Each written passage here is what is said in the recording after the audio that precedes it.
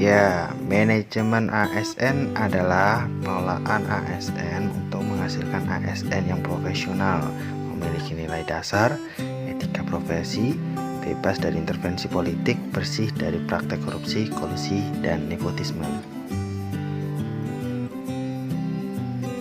ASN adalah setiap warga negara Republik Indonesia yang telah memenuhi persyaratan sesuai dengan peraturan perundang-undangan yang berlaku, mempunyai kesempatan yang sama untuk dipilih dan diangkat sebagai calon pegawai negeri sipil (CPNS). Menjadi seorang ASN, individu tersebut harus lulus pelatihan dasar CPNS dan sehat jasmani rohani. Hak seseorang ASN adalah berdasarkan pasal 92 Undang-Undang ASN. Pemerintah wajib memberikan perlindungan berupa 1. Jaminan kesehatan, 2. Jaminan kecelakaan kerja, 3. Jaminan kematian, 4. Bantuan hukum.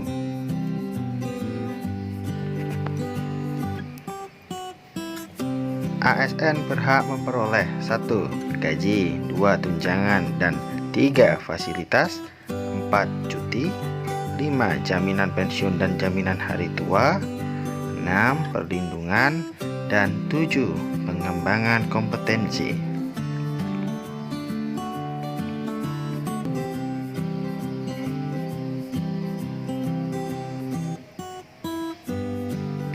Sebelum PNS menerima hak, juga wajib memenuhi kewajibannya melaksanakan fungsi seorang ASN, yaitu 1.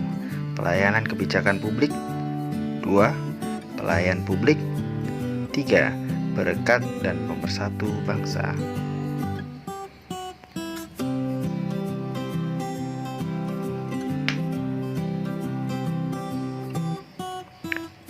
Tingkat dan jenis hukuman disiplin berdasarkan PP 53 tahun 2010 pasal 7, yaitu terdiri 1. Jenis hukuman disiplin ringan, 2. Jenis hukuman disiplin sedang, 3. Jenis hukuman disiplin berat.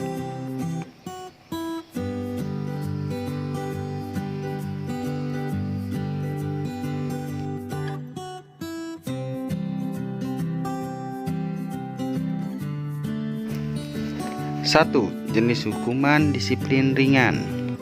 1. Teguran lisan, 2. Teguran tertulis, 3. Pernyataan tidak puas secara tertulis. 2. Jenis hukuman disiplin sedang. 1. Penundaan kenaikan gaji berkala selama 1 tahun, 2. Penundaan kenaikan pangkat selama 1 tahun, 3. Penurunan pangkat setingkat lebih rendah selama 1 tahun. 3. Jenis hukuman disiplin berat. 1. Penurunan pangkat setingkat lebih rendah selama 3 tahun. 2. Pemindahan dalam rangka penurunan jabatan setingkat lebih rendah. 3. Pembebasan dari jabatan. 4. Pemberhentian dengan hormat tidak atas permintaan sendiri sebagai PNS. 5. Pemberhentian tidak dengan hormat sebagai PNS. Kesimpulannya, dalam manajemen ASN ini, yang pertama, kita sebagai ASN harus berusaha untuk melakukan pekerjaan dengan sebaik mungkin. Sebelum kita meminta hak, sebaiknya kita sudah melaksanakan kewajiban kita dengan sebaik-baiknya.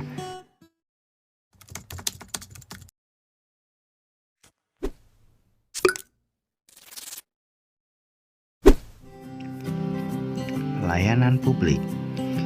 Menurut Undang-Undang Nomor 25 Tahun 2009 tentang Pelayanan Publik, disebutkan kegiatan atau rangkaian kegiatan dalam rangka pemenuhan kebutuhan pelayanan sesuai dengan peraturan perundang-undangan bagi setiap warga negara.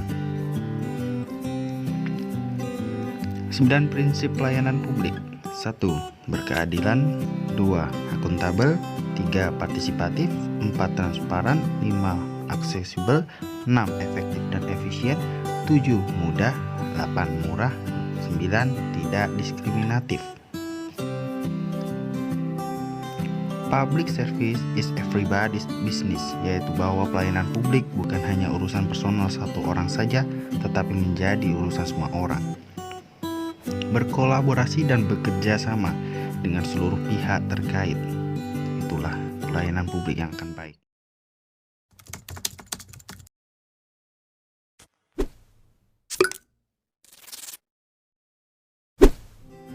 Wall of Government.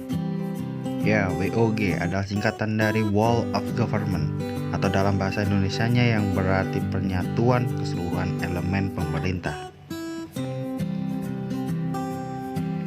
Nah, menurut Utami 2017, mekanisme proses penyelenggaraan pemerintah secara sistematis yang mengintegrasikan fungsi dan peran semua elemen atau sektor terkait secara menyeluruh dalam mencapai tujuan bersama secara efektif dan efisien melalui koordinasi yang diikat dengan komitmen bersama.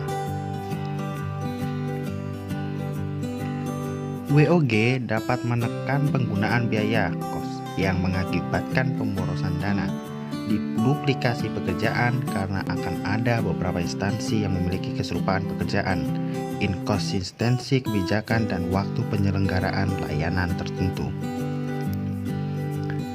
Landasan hukum dalam pelaksanaan WOG: 1. Pembukaan Undang-Undang Dasar 1945 alinea keempat.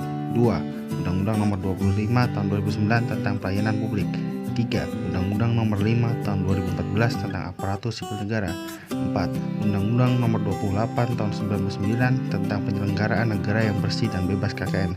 5. Undang-Undang Nomor 23 Tahun 2014 tentang Pemerintahan Daerah. 6. Undang-Undang Nomor 30 Tahun 2014 tentang Administrasi Pemerintahan. Strategi penerapan WOG. 1. Strategi cross-cutting policy making and implementation. 2. Strategi one-stop service pelayanan publik. Kepemimpinan yang dibutuhkan adalah kepemimpinan yang mampu menghancurkan sekat-sekat ego sektoral.